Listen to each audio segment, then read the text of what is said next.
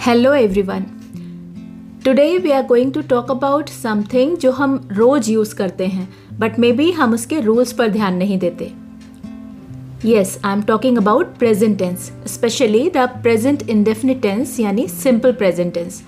तो आज के वीडियो में हम ये देखेंगे कि इस टेंस का यूज़ कहाँ कहाँ और कब किया जाता है, कैसे इंग्लिश में इस टेंस के सेंटेंसेस को बनाया जाता है और इस टेंस से रिलेटेड और कौन कौन सी कॉमन मिस्टेक्स हैं जो हमें अवॉइड करनी चाहिए. तो चलिए बिना टाइम वेस्ट किए शुरू करते हैं. All right, so let's begin with the basics.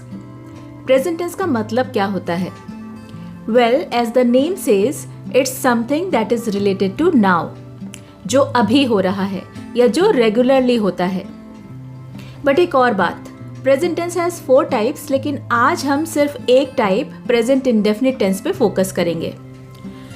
तो पहले हम समझते हैं कि प्रेजेंट इंडेफिनिट टेंस का मतलब क्या है. Now listen carefully.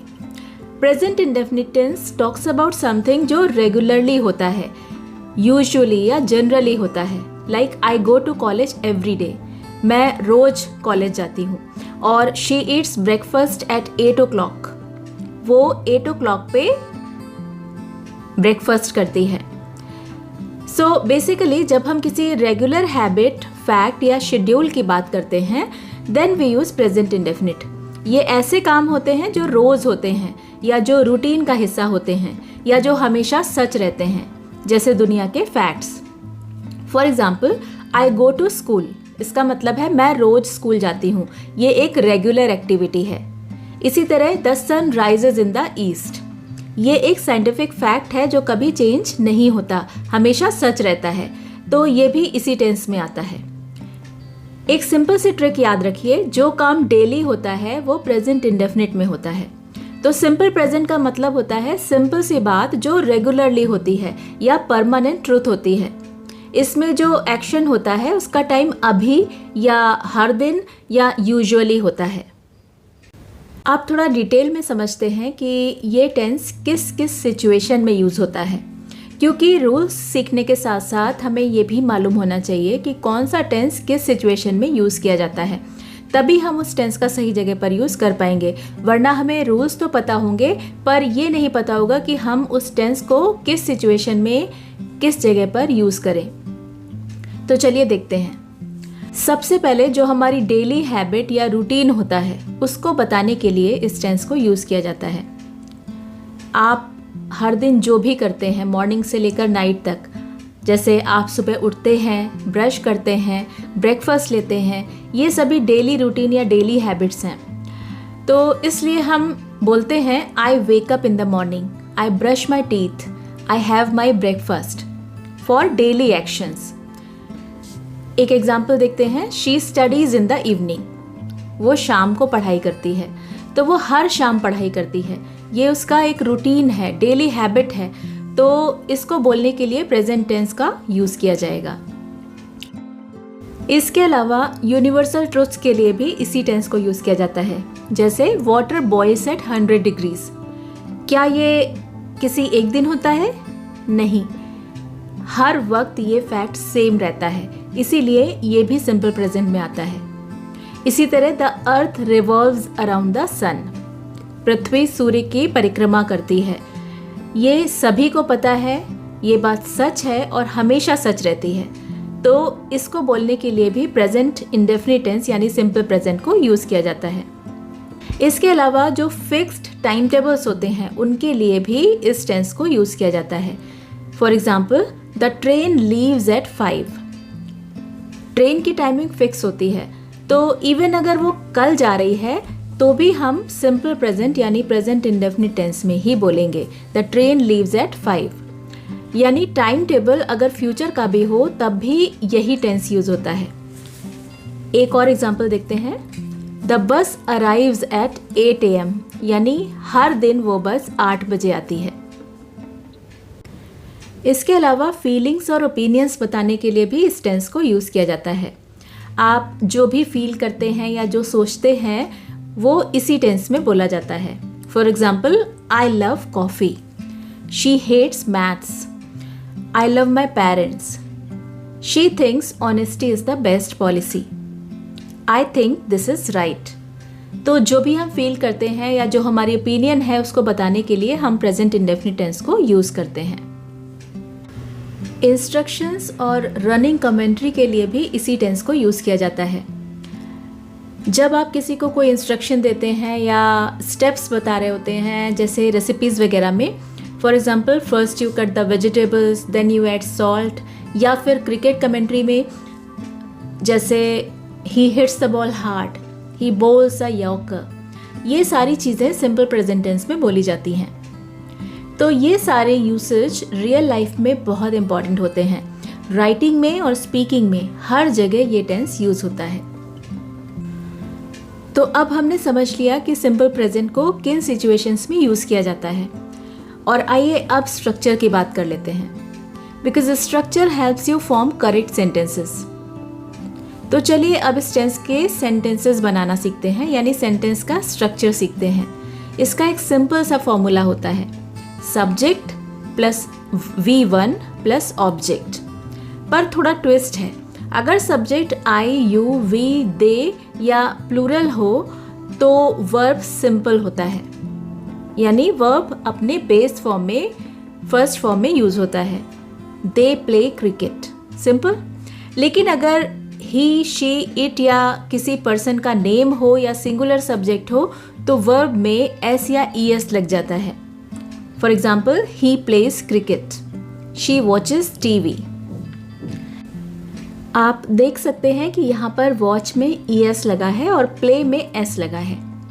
तो एस या ईएस का एक सिंपल सा रूल है कि जो नॉर्मल वर्ब्स होती हैं उसमें एस लगाया जाता है, लेकिन अगर verb C H, S H, X, O या डबल एस से एंड होती है तो उसमें ईएस लगाया जाता है। For example, he washes clothes, she goes to market.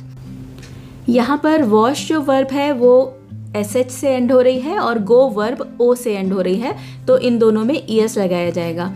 और इसी तरह से जो ऊपर वॉच वर्ब थी, वॉच सी एच से एंड हो रही थी, इसलिए उसमें ईएस लगा था। Okay, let's move on to negative sentences.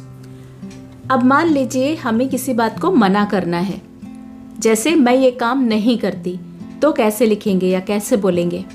यहाँ आता है डू नॉट या डज नॉट का यूज, यानी सिंपल प्रेजेंट यानी प्रेजेंट इंडेफिनिट टेंस के नेगेटिव सेंटेंसेस में डू नॉट या डज नॉट को यूज किया जाता है और उसके साथ में वर्ब की फर्स्ट फॉर्म यूज की जाती है। For example, I do not watch TV, he does not watch TV. I do not like maths, he does not eat spicy food. तो इसका भी एक सिंपल सा फॉर्मूला है, सब्जेक्ट के बाद हमें डू नॉट या डज नॉट को यूज़ करना है, उसके बाद V1 प्लस ऑब्जेक्ट। अब इसमें भी वही इंपॉर्टेंट पॉइंट है कि आई, वी, यू, दे या प्लूरल सब्जेक्ट के साथ में डू नॉट लगता है और ही, शी, इट और सिंगुलर सब्जेक्ट के साथ डज नॉट लगता है। लेकिन एक और चीज़ याद रखनी है कि वर्ब में कभी भी, मेन वर्ब में कभी भी एस या ईएस नहीं आता नेगेटिव सेंटेंसेस में। कभी कभी स्टूडेंट्स लिख देते हैं he does not watches TV, तो ये गलत है। सही होता है he does not watch TV. Does में ऑलरेडी ईएस लगा है तो वर्ब को सिंपल ही रखा जाता है, यानी फर्स्ट फॉर्म में ही रखा जाता है। And now let's quickly talk about questions in present indefinite. मतलब अगर आपको किसी से कोई क्वेश्चन पूछना हो, लाइक ये पूछना हो कि कोई कुछ करता है या नहीं, तो इस तरह के सेंटेंसेस में डू या डज को सेंटेंस के स्टार्टिंग में ले आते हैं। तो इसका स्ट्रक्चर भी सिंपल होता है, सबसे पहले डू या डज लगाया जाता है, फिर सब्जेक्ट, फिर V1 और फिर ऑब्जेक्ट, और उसके बाद लास्ट में क्वेश्चन मार्क लगा दिया जाता है। For example, do they study at night, does she play badminton, do you speak Hindi, does she like music. तो आप नोटिस कर रहे होंगे कि डू प्लूरल सब्जेक्ट्स या फिर आई, वी, यू और दे के साथ आता है और डज सिंगुलर सब्जेक्ट्स या ही, शी, इट के साथ आता है, यानी कि सब्जेक्ट के हिसाब से डू या डज यूज होगा। याद रहे ये गलती सबसे ज़्यादा होती है, तो हमेशा याद रखिए कि अगर ही, शी, इट या सिंगुलर सब्जेक्ट हो तो डज लगेगा और आई, यू, वी, दे या प्लूरल सब्जेक्ट्स के साथ डू लगाया जाएगा। और ये भी याद रखना है कि वर्ब सिंपल ही रहेगा इंट्रोगेटिव सेंटेंस में भी, यानी वर्ब की फर्स्ट फॉर्म ही लगाई जाएगी। कभी भी लाइक्स या गोज नहीं लिखना इन क्वेश्चंस में, क्योंकि डू या डज लगा हुआ है नेगेटिव सेंटेंसेस की तरह ही इन सेंटेंसेस में भी। तो अगर ये कहा जाए डज शी लाइक्स चॉकलेट, तो ये गलत सेंटेंस है। सही सेंटेंस होगा डज शी लाइक चॉकलेट। और जब हम व्हाट, वेयर, वाई, हाउ जैसे क्वेश्चन वर्ड्स यूज़ करते हैं तब भी वही पैटर्न फॉलो होता है। सिर्फ इसमें WH वर्ड को सबसे पहले रख दिया जाता है, बाकी स्ट्रक्चर सेम ही रहता है। तो इसका स्ट्रक्चर होता है WH वर्ड प्लस डू या does plus subject plus V1 plus object और लास्ट में question mark. For example, what do you do in your free time? Why does she cry every day in that drama? Where do they live? Again, does के साथ verb में s या es नहीं लगेगा, it stays in its base form. अच्छा, एक और चीज़, negative questions. मान लीजिए आप किसी से कोई क्वेश्चन पूछ रहे हो लेकिन नॉट के साथ या एम्फेसाइज करना है कि वो काम वो करता क्यों नहीं, तब हम बनाते हैं नेगेटिव इंट्रोगेटिव सेंटेंस। ये थोड़ा फॉर्मल होता है बट काफ़ी ज़रूरी भी है, क्योंकि स्पोकन इंग्लिश में इसको काफ़ी यूज़ किया जाता है। तो इसका स्ट्रक्चर होता है डू या does plus subject plus not plus V1 plus object और question mark. For example, do you not understand? Doesn't he speak English? ज़्यादातर ये सेंटेंसेस स्पोकन इंग्लिश में यूज़ होते हैं। जैसे जब आप सरप्राइज्ड हो या शॉक्ड हो तब इनको इस तरह बोला जाता है, doesn't she know this? Don't you like mangoes? Don't you go to school on Sundays? Doesn't he play cricket? मतलब जब थोड़ा शॉक्ड या कंफ्यूज्ड टोन में पूछना हो तब ये टेंस काफ़ी नेचुरल साउंड करता है। Doesn't he know is more natural in conversation than does he not know. Formal English prefers full forms but spoken English prefers contractions. और बोलते समय या लिखते समय जब हम does not को short करते हैं तो contraction बन जाता है doesn't, और इसी तरह do not बन जाता है don't, और इस contraction को एक साथ लिखा जाता है या बोला जाता है। Okay, now let's discuss some common mistakes जो स्टूडेंट्स अक्सर करते हैं। अक्सर स्टूडेंट्स लिख देते हैं ही गो टू स्कूल, और ये सेंटेंस गलत है। सही सेंटेंस है ही गोज टू स्कूल। इसी तरह वो लिख देते हैं शी डोंट लाइक कॉफ़ी, तो ये भी सेंटेंस गलत है क्योंकि ही और शी सिंगुलर सब्जेक्ट्स हैं और सिंगुलर सब्जेक्ट्स के साथ डजंट लगेगा ना कि डोंट। तो सही सेंटेंस होगा शी डजंट लाइक कॉफ़ी। इसी तरह डू शी प्ले, ये सेंटेंस गलत है। सही सेंटेंस होगा डज शी प्ले। तो आपको 3 चीज़ें याद रखनी है। ही, शी, इट के साथ एस या ईएस लगाया जाता है एफर्मेटिव सेंटेंसेस में। नेगेटिव सेंटेंसेस में डू नॉट या डज नॉट के साथ वर्ब बेस फॉर्म में यानी फर्स्ट फॉर्म में यूज़ होती है, और इंटरोगेटिव सेंटेंसेस में डू या डज लगाया जाता है और वर्ब बेस फॉर्म में यानी फर्स्ट फॉर्म में यूज़ की जाती है। यानी आप बस इतना याद रखिए कि जब डज यूज़ करेंगे तो वर्ब से एस या ईएस हटा देंगे, और जब सेंटेंस सिंपल हो और सब्जेक्ट ही या शी हो या सिंगुलर सब्जेक्ट हो तब वर्ब में एस या ईएस लगा देंगे। ऑलराइट, अब सभी तरह के सेंटेंसेस को एक बार एक साथ देख लेते हैं जिससे कि एक क्विक रिवीजन हो जाए। Affirmative sentences like I eat, she sings. Negative sentences like I do not eat, she does not sing. Interrogative sentences like do you eat, does she sing, where do you live, why does she cry? And negative interrogative sentences like don't you eat mango? Okay. तो अब एक छोटी सी practice activity, क्योंकि हम सबको पता है कि प्रैक्टिस के बिना ग्रामर स्ट्रॉन्ग नहीं हो सकती। अब आपको एक छोटा सा काम करना है, अपने दिन भर की रूटीन के 5-6 सेंटेंसेस सिंपल प्रेजेंट टेंस में लिखिए।